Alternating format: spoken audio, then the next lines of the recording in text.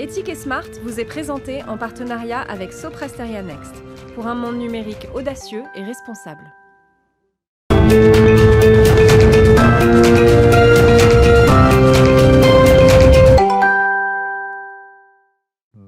Bonjour à toutes et à tous. Heureux de vous retrouver pour un nouveau numéro d'Ethic et Smart, l'émission de l'éthique numérique, de la responsabilité des entreprises et de la transformation digitale, avec un nouveau mot que vous allez peut-être découvrir, data altruisme, sa définition, ce qu'il porte d'interrogation et de promesses pour les transitions écologiques et numériques. C'est ce que l'on va découvrir. Tout de suite, on pose les enjeux.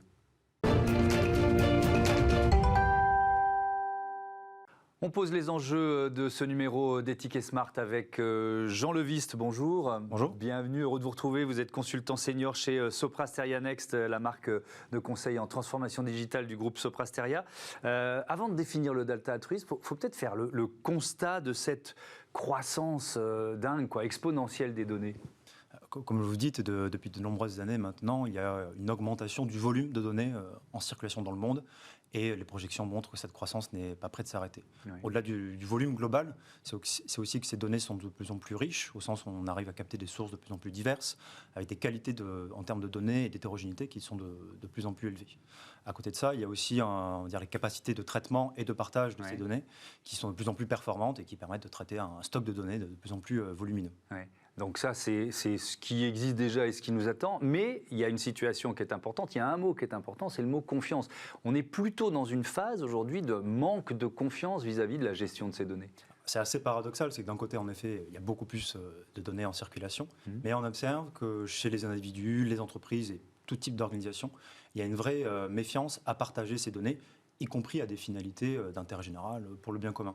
Cette méfiance vis-à-vis du numérique et du partage de ces données, on peut en trouver deux sources à peu près. C'est d'une part la multiplication de tout type de scandales liés à une utilisation malveillante de ces données. Alors on peut penser à Cambridge Analytica lors des dernières élections américaines qui avaient vraiment pour vocation d'aller piller un certain nombre de données personnelles, ou alors des cyberattaques sur différents types d'hôpitaux qui ont fait rendre compte auprès des individus que leurs données potentiellement étaient précieuses et que des personnes malveillantes voulaient les attaquer. La deuxième source, c'est que lorsqu'on va dans le champ numérique, sur un réseau social, en moteur de recherche, les gens du numérique ont une exploitation lucrative de ces données et surtout une exploitation systématique de ces données. Donc forcément, lorsqu'on nous propose de partager des données pour l'intérêt général, nécessairement, les individus, les entreprises ont peur de le faire. Et encore, on est en Europe, on est en France avec le RGPD, Règlement général de la protection des données, donc on est plutôt mieux lotis que dans d'autres pays de la planète. Et c'est notamment pour sortir de cette défiance qu'il y a cette notion de data altruisme qui apparaît. C'est quoi? De quoi s'agit-il?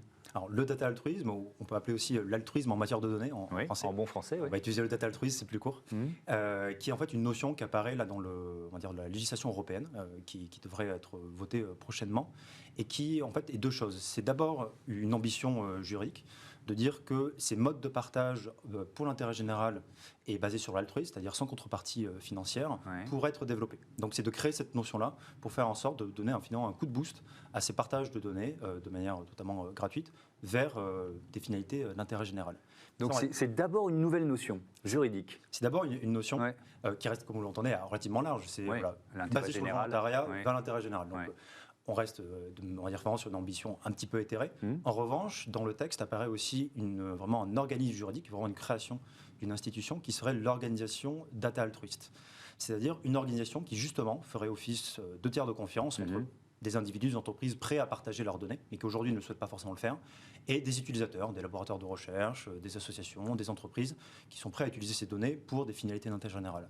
Et l'organisation data altruiste, qui a la particularité donc d'être indépendante, à but non lucratif et de poursuivre des finalités d'intérêt général, serait là pour faire cette interface entre aller capter des données d'un côté, s'assurer qu'elles soient protégées, qu'elles poursuivent véritablement la finalité qui a été définie à l'origine, et faire en sorte que ces données soient véritablement exploitées, utilisées pour venir nourrir des finalités d'intérêt général. Oui, et on peut imaginer des entreprises concurrentes sur un même secteur qui vont, grâce à ce tiers de confiance, partager des données dans un objectif d'intérêt général. Alors, ce n'est pas un concept lointain, vous l'avez évoqué rapidement, mais il y a ce Data Governance Act qui est prévu au niveau européen dans les mois qui viennent, c'est ça? C'est ça, il faut s'attendre que le texte soit voté d'ici le milieu de l'année, et après avec une mise en application assez rapide par la suite. Alors, on retrouve cette notion d'intérêt général, vous l'avez employé ce mot, mais c'est hyper vaste l'intérêt général. C'est quoi, comment, qui va le définir, quoi? Alors, techniquement, dans le droit est défini, alors que ce soit le droit français ou le droit européen, des pistes pour définir l'intérêt général. Alors, le droit reste lui aussi relativement large, où très souvent c'est une énumération de secteurs qui sont particulièrement concernés. Donc, et c'est ce que va faire le DGA également, de lister un peu les secteurs qui sont les plus propices à le faire. Mais une fois qu'on a dit ça, c'est lorsqu'on se penche vraiment sur la notion de data altruisme, il y a des secteurs qui sont l'intérêt général et qui en plus ont un besoin de données qui sont particulièrement ciblés. On peut penser à tout ce qui est de la question de la crise climatique que vous avez évoquée, tout ce qui est les questions de sanitaire, ou même de santé publique de manière générale, la question des mobilités ou encore de l'éducation et de la transparence dans la formation. Ce sont des secteurs particulièrement ciblés, même si l'intérêt général reste une notion encore assez floue, mais ça laisse finalement un terrain de jeu assez important aussi pour les organisations data altruistes. Ouais. On va évidemment parler financement dans un instant, mais je propose à nos deux experts de nous rejoindre sur cette question. Comment placer la donnée au service de l'intérêt général? Pour ce débat d'éthique et smart, j'accueille Jaouer Alala. Bonjour. Bonjour. Bienvenue, vous êtes la présidente de Sysnaps, administratrice de Numéum aussi. Avec nous en visioconférence, j'accueille Grimo Valla, qui est avocat associé au cabinet DMTV Avocat. Bonjour, bienvenue. Bonjour. À vous aussi. Et Jean Leviste est évidemment resté à nos côtés. Peut-être une petite question de présentation. Sysnaps, vous nous rappelez ce que c'est ? Alors Sysnaps, c'est une société qui existe déjà depuis 15 ans. On est spécialisé dans la gestion du cycle de vie de la donnée et sa gouvernance. Ouais. Et on a développé un algorithme qui permet d'accélérer et de démocratiser donc l'accession et la valorisation et l'exploitation des données. Ouais, donc au cœur des enjeux dont on va parler pendant cette émission. Numéum, c'est quoi, vous nous le rappelez? Alors Numéum, donc je suis au COMEX de Numéum. Ouais. C'est une association qui regroupe à peu près plus de 2000 adhérents et qui est un syndicat, mais qui également propose aux adhérents d'avoir effectivement une vision sur le numérique. Ouais. Et donc tous les sujets de l'usage et des technologies. Et donc voilà, donc Numéum est une association qui défend les adhérents du numérique. Donc vous allez avoir les éditeurs de logiciels, les ESN, les ITC et les plateformes. Voilà. Merci pour ces détails. Grimo Valla, que vient faire un avocat dans les notions de data altruisme? C'est quoi le cabinet DMTV? Expliquez-moi. DTMV Avocat, écoutez, c'est un cabinet d'affaires d'avocats parisiens à l'origine qui intervient dans tous les secteurs du droit des affaires et particulièrement en propriété intellectuelle. Je fais moi-même partie de l'équipe propriété intellectuelle et avec une focale particulière dans mon activité sur le droit du numérique, le droit des nouvelles technologies. Et pour faire du droit du numérique et des nouvelles technologies, on s'intéresse évidemment à la réglementation de la Commission notamment. Et voilà comment est-ce qu'on vient intervenir sur le grand concept du data altruisme et de ce qu'il va apporter dans l'univers numérique. Alors j'ai dit DMTV, c'est DTMV évidemment. DTMV, qu'est-ce que ça représente? C'est quoi pour vous? C'est une opportunité à saisir, le data altruisme ou l'altruisme au service de la donnée? C'est une opportunité qui est assez énorme. On arrive à un moment où on fait face, tout le monde s'en rend compte, à des enjeux de société, on pourrait presque dire des enjeux d'humanité qui sont gigantesques, l'environnement et le data altruisme, la donnée, la puissance de la donnée arrive à un niveau de maturité technologique qui fait qu'on ne peut plus se voiler la face. On sait qu'aujourd'hui, l'exploitation de la donnée va nous permettre de répondre à un certain nombre de ces grands enjeux. Donc la Commission s'en est rendue compte, la Commission européenne, et je pense qu'il faut absolument s'emparer de la notion qui va permettre de partager beaucoup plus largement des données qui sont stratégiques, des données qui sont nécessaires aujourd'hui pour nourrir des systèmes d'intelligence artificielle, pour nourrir des modèles qui vont nous permettre d'apporter des réponses et sans doute de trouver des solutions aux grands enjeux auxquels on fait face. Jaouer Alala, qu'est-ce que vous en pensez, vous, de cette notion, de l'irruption du data altruisme dans la réglementation européenne et donc française? Alors justement, le data altruisme, il arrive au moment où effectivement il y avait déjà un chemin qui avait été tracé sur effectivement plutôt un côté marchand qui est tenu à la main des grandes plateformes et qui a plutôt une finalité réellement marchande. Donc on revend de la donnée, on essaye de la concentrer, on essaye d'en avoir un maximum pour pouvoir la revendre. Vous avez ensuite le deuxième chemin qui a été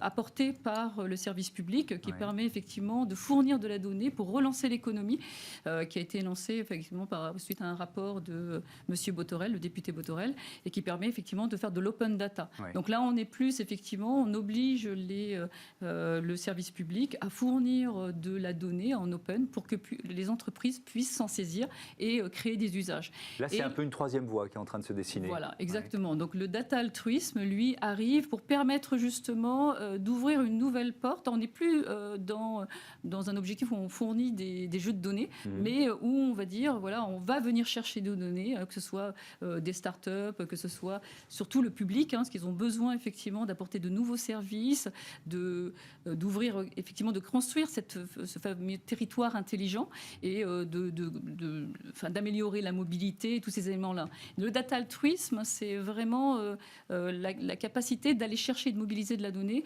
auprès des entreprises et auprès du public et de demander à avoir ces jeux de données pour pouvoir construire l'avenir.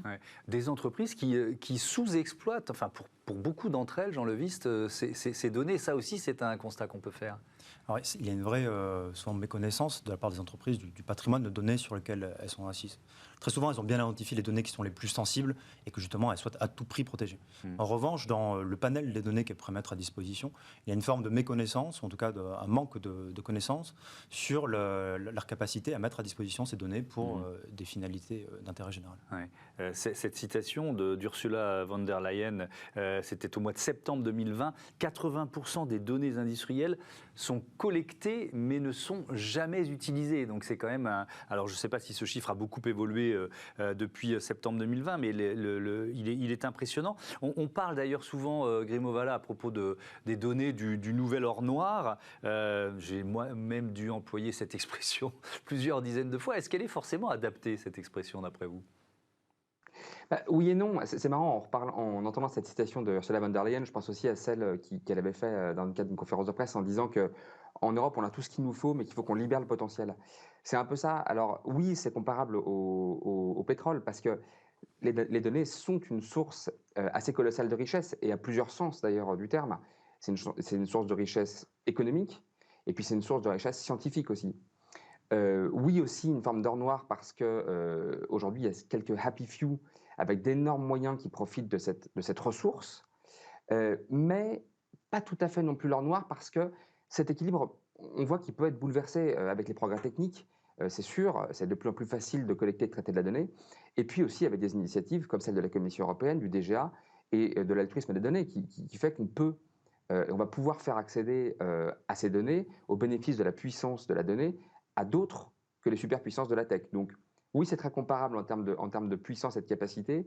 Et aujourd'hui, c'est encore un petit peu éloigné dans le sens où l'or noir, le pétrole est surexploité, on va le chercher partout, alors qu'aujourd'hui, les données, on cherche encore de nouvelles modalités d'exploitation. DGA, Data Governance Act, je le rappelle pour ceux qui nous rejoignent en cours d'émission. Jaouher Alala, est-ce qu'il y a un défi technique à relever pour finalement mettre à profit ce gisement-là de données inexploitées? Alors oui, en fin de compte, on parle effectivement de nouvel or noir de demain, mais contrairement au pétrole qui, lui, diminue, la donnée, elle augmente. Ouais.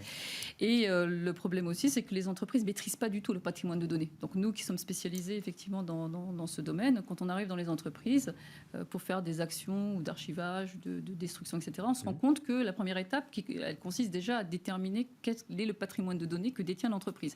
Mais en général, elles ne le savent pas. Elles ne le savent pas parce qu'elles ont eu tellement l'habitude, enfin, il faut imaginer un petit peu un iceberg, donc la face visible, c'est plutôt l'usage, ça va être plutôt la fonctionnalité qu'on va en faire. Et donc, on demande maintenant aux entreprises d'avoir une visibilité au niveau de la donnée et d'aller même plus loin, puisqu'on leur demande de réguler cette donnée, donc de la classifier, de donner une visibilité sur sa vulnérabilité, d'avoir une visibilité aussi sur l'usage qu'on pourrait en faire. Et là, on se rend compte que là, il y a vraiment un pas à faire et que cette notion de data management qu'on peut imaginer, bon, c'est des termes, c'est que quelque part, c'est vraiment méconnu, qu'on n'a pas vraiment les ressources présentes, que les sachants maîtrisent déjà même pas leur système, même certains éditeurs, à force de rachat, etc., ne maîtrisent pas leur patrimoine de données. Donc, il faut déjà vraiment une première étape, c'est maîtriser. Et donc, je pense qu'après, on va pouvoir accélérer la plupart plupart des projets. En tout cas, c'est nous le constat qu'on en a fait, c'est cette maîtrise après, ce maintien dans le temps va permettre après d'exploiter les données. Il va être difficile finalement de mobiliser une information ou de la donnée. C'est facile avec l'open data, puisque finalement c'est exposé, donc on va voir ce qui est en magasin. Mais là, c'est un peu plus compliqué. On va aller demander des informations, mais à qui? Donc c'est important effectivement d'avoir cette visibilité. Et puis effectivement, il faut que l'entreprise accepte, c'est presque une bascule psychologique d'ouvrir l'accès à ces données. Et ça repose la question de ce tiers de confiance. Jean Levis, c'est vraiment le point central du data altruisme. Quelles organisations pourraient jouer ce rôle ? Alors, même si on va dire que le data altruisme est créé à travers le DGA, il faut s'attendre à ce que ça soit aussi un mode de prolongation d'activités déjà existantes. Par exemple, un laboratoire de recherche, qui est déjà par exemple à but non lucratif, pourrait créer sa branche, l'équivalent d'une branche data altruiste. Une association, elle aussi, pourrait poursuivre son activité. Peut-être pour prendre un exemple, on va dire que ces grands acteurs n'ont pas attendu le data altruisme pour innover. Emmaüs, qui est l'association extrêmement bien connue d'aide contre la précarité, est né dans les bidonvilles de l'après-guerre, mais a créé Emmaüs Connect il y a quelques années, justement pour investir le champ du numérique, ici plutôt pour aider les gens à accéder à un ordinateur et aux services numériques, et pourquoi pas ce genre d'association se positionner aussi en tant que collecteur de données, si ça a du sens pour leurs activités, afin justement de poursuivre leurs activités là-dessus. On va donner peut-être quelques exemples. Vous avez un exemple, Jaouher Alala, d'entreprise. Par exemple, vous m'aviez dit quand on a préparé l'émission, la lutte contre la corruption. C'est déjà arrivé que des entreprises concurrentes s'associent en quelque sorte. Oui, tout à fait. En fin de compte, elles s'associent, mais c'est vrai qu'il y a vraiment quand même ce côté un petit peu crainte. Il y a quand même cette notion de concurrence. Donc elles se sont associées, mais un petit peu de façon particulière. Elles ont fait appel à une entreprise, donc à une start-up. Donc c'est un petit peu l'objectif aussi du data altruisme. Et elles ont poussé leurs données pour de la lutte contre la corruption, mais surtout pour des RIB. Donc en fin de compte, l'idée c'était de vérifier. Les relevés d'identité bancaire. Voilà. Elle mettait en commun ces données-là. Alors elle met plutôt les paiements. Donc en fin de compte, chaque fois que vous faites un cycle de paiement, eh bien vous allez pouvoir vérifier si ce RIB est cohérent, est bon ou pas. Et donc ça permet d'avoir aussi les retours. Ça permet surtout de mutualiser l'effort humain qu'il faut mettre effectivement pour vérifier, valider que l'entité valide, que ce RIB effectivement est un bon RIB, qui vient d'un endroit effectivement qui est de confiance. Voilà, c'est tous ces éléments-là. Mais voilà, c'est juste pour rappeler aussi que le data altruisme, c'est aussi un objectif de répondre à de l'intérêt général, mais aussi relancer un petit peu l'économie et de permettre effectivement à des startups d'obtenir de la donnée là où c'est difficile de les avoir. Donc c'est vrai qu'avec le RGPD, c'est devenu compliqué. Et donc comment effectivement trouver cette troisième voie pour permettre d'innover et de fournir à ces laboratoires des moyens effectivement de créer de nouveaux usages et de relancer notre économie et de construire nos beaux territoires intelligents. Oui, on va reparler des territoires intelligents et durables. Restez avec nous, on va explorer d'autres questions autour de la donnée au service de l'intérêt général. Les freins, évidemment, le financement, on n'en a pas encore parlé, c'est très important. Et comment les entreprises doivent s'y préparer dès maintenant. On va plus loin avec Ethic et Smart. Ethic et Smart continue toujours avec Jaouher Alala, la présidente de Sysnaps, Jean Levis, consultant senior chez Soprasteria, et Grimaud Vallat, avocat associé au cabinet DTMV, le data altruisme, les données au service de l'intérêt général. On va plus loin sur ce thème. On l'a dit, c'est déjà une réalité puisque le Data Governance Act, le DGA, doit être voté, on va dire, d'ici à la fin de ce semestre. Jean Levis, ça veut dire que dès maintenant, là, certaines l'ont sûrement fait, mais les entreprises doivent s'y préparer. On a compris qu'il y avait déjà un défi technique. Enfin, il y a de vrais défis à relever. Bien sûr. Alors, c'est le data altruisme, aussi l'occasion aussi de régler ce problème de gouvernance des données au sein de l'entreprise. Alors, concrètement, à court terme, il y a déjà une mise à jour juridique pour avoir conscience de cette notion-là. Mais à plus moyen terme, l'enjeu, c'est aussi d'identifier justement les données que l'on peut se permettre de partager, celles que, dans tous les cas, on ne partagera pas, d'identifier les projets auxquels on peut contribuer, et même, j'ai envie de dire, de manière plus large, aujourd'hui, les actions des grandes entreprises présentes notamment autour de leur responsabilité d'entreprise, qui sont parfois un peu décorrélées de leur activité quotidienne, il y a un enjeu stratégique de justement avoir une forme de cohérence entre les données qu'on peut générer au quotidien et les actions de DRSE qu'on peut mener à côté, pour essayer de les réunir ensemble, notamment dans des activités de data altruisme. Jaouher Alala, quels conseils vous donnez ou vous donneriez aux entreprises qui doivent là maintenant se préparer au Data Governance Act ? Alors, le conseil, c'est effectivement d'accélérer un petit peu leur projet. Parce que quand on voit que ce n'est pas vraiment une priorité pour les entreprises, parce qu'elles n'ont pas l'habitude elles n'imaginent pas effectivement l'usage qu'elles pourraient en faire. Après la data, il y a de l'IA, donc on imagine effectivement tout ce qu'on pourrait faire autour de tout ça. C'est-à-dire qu'il y a pardon de nous interrompre, il y a à la fois des enjeux de business pour les entreprises, parce que mieux connaître leurs données, ça peut être intéressant, et puis, vous l'avez dit, de RSE, c'est-à-dire participer à des projets d'intérêt général. Toutes les entreprises aujourd'hui cherchent à s'engager dans une logique comme celle-là, enfin en tout cas beaucoup d'entreprises. Oui, tout à fait. Et en fin de compte, on voit bien actuellement qu'il y a vraiment un souhait de créer des hubs de données pour pouvoir être plus fort et être en mesure de répondre à la lutte contre effectivement le dérèglement climatique. La mobilité pourrait aussi permettre de créer de la logistique pour permettre effectivement de réduire les temps de trajet. On a la santé aussi, c'est un véritable enjeu la santé. Mais pour l'instant, effectivement, avec les données qu'on a en notre possession, quand c'est un petit jeu de données, on ne peut pas faire grand-chose. Donc imaginer et pouvoir réparer les erreurs qu'on a faites, justement rien qu'en imaginant, on a eu le rapport du GIEC qui montre à quel niveau effectivement on est arrivé. Il faut vraiment réagir. On arrive effectivement aux limites de nos capacités en termes de matière. Et je pense qu'il est important que le data altruisme, donc avec effectivement peut-être via l'intermédiaire du RSE, que les entreprises s'interrogent et se disent voilà, on va aller chercher au sein de nos données des éléments qui pourraient servir effectivement pour améliorer les usages, l'intérêt et améliorer effectivement, faire de la lutte effectivement contre le dérèglement climatique. Ouais. Je pense qu'il y a vraiment un vrai sujet. Grimaud Vallat, je reviens vers vous pour parler des freins. Quelles sont les principales réticences exprimées par vos clients quand vous parlez data altruisme, partage des données comme ça? Les freins, c'est un énorme défi. Jawar et Jean, moi et une équipe, on a travaillé sur un rapport qui a été porté par Soprasteria et la Human Technology Foundation sur le data altruisme. Et un de nos buts, très clairement, c'était justement d'identifier ces freins et de les lever. Alors, je pense que le premier frein qu'on peut identifier, c'est un frein concurrentiel. C'est-à-dire que les entreprises ont peur, elles collectent de la donnée, elles la traitent, c'est leur savoir-faire, c'est un peu leur goodwill, et elles vont avoir peur de laisser accès à ces données, qui sont une valeur très très forte pour elles, à d'autres concurrents. Elles ont peur de voir ces données, en gros, leur échapper, le contrôle de ces données leur échapper. Donc, dans le rapport qu'on a rédigé, on a travaillé énormément sur les notions de gouvernance de la donnée, de transparence du data altruisme, c'est-à-dire arriver à prouver aux entreprises que les données qu'elles pourraient transmettre à une organisation altruiste ne vont pas disparaître, mais vont rester sous le contrôle de l'organisation, et que les tiers qui pourront y avoir accès seront eux également contrôlés quant à leur finalité et aux modalités d'utilisation de ces données. Donc, premier frein concurrentiel qui peut être surpassé grâce à la mise en place d'une gouvernance efficace, je pense, et d'une grande transparence dans l'exploitation. Et puis, il y a un frein financier qui est évident et qui revient sans arrêt quand on parle de cette notion, c'est que collecter de la donnée et la transmettre, ça coûte de l'argent à l'organisation, c'est sûr, mais aussi aux contributeurs potentiels en données, que sont les entreprises. Une des solutions qu'on a trouvées pour arriver à dépasser ce problème, c'est de créer une sorte de crédit d'impôt. Et c'est une de nos préconisations, de créer une sorte de crédit d'impôt qui viendrait contrebalancer les coûts de collecte et de transfert de ces données d'une entreprise vers une organisation altruiste. Donc voilà, les deux grands freins qu'on a identifiés, c'est ça, c'est un frein concurrentiel et un frein financier. Un mot sur le financement, Jean Levist. Effectivement, c'est un frein majeur, on le comprend. Bien sûr, alors c'est vrai que la notion d'altruisme n'est pas forcément égale à gratuité. Oui. Alors pour là, il faut être très clair, c'est que les entreprises ou les individus qui veulent fournir des données n'auront pas de retour financier direct. Ils vont avoir des incitations à agir, il n'y aura pas de flux financier vers eux.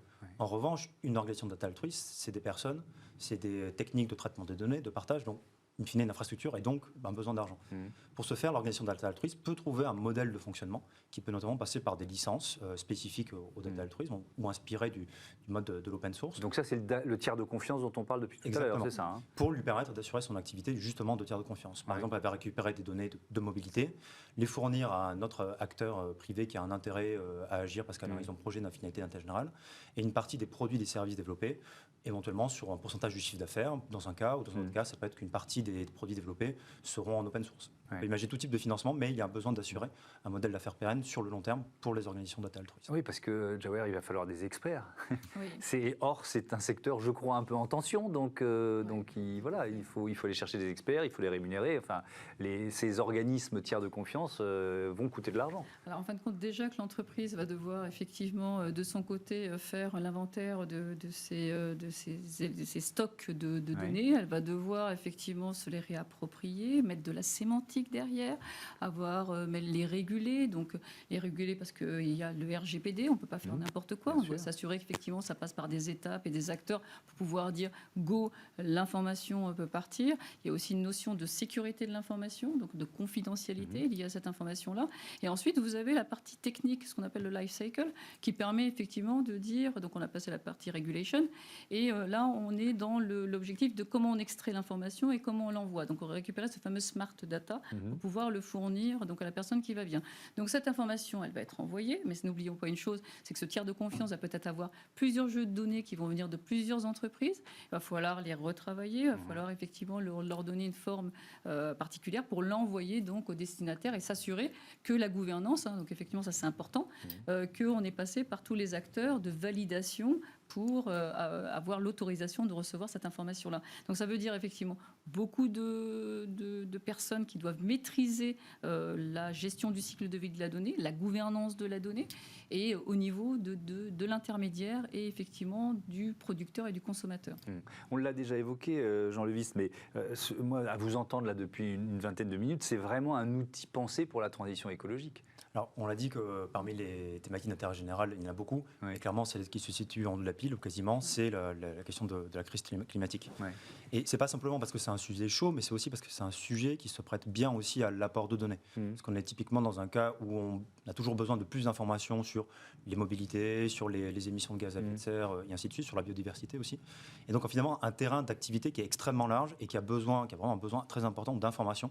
Et donc à la fin de données. Il y a des exemples récents ? Alors un exemple qui est pour le coup intéressant, c'est celui du World Bee Project, donc qui est une expérience britannique, qui est sous le format d'une association, qui concrètement a fixé un certain nombre de ce qu'ils ont qualifié de ruches intelligentes, 50 000 dans le monde, avec un soutien d'acteurs du numérique, pour venir récolter des données sur la biodiversité, en l'occurrence plutôt du côté des abeilles, et les mettre à disposition de la recherche.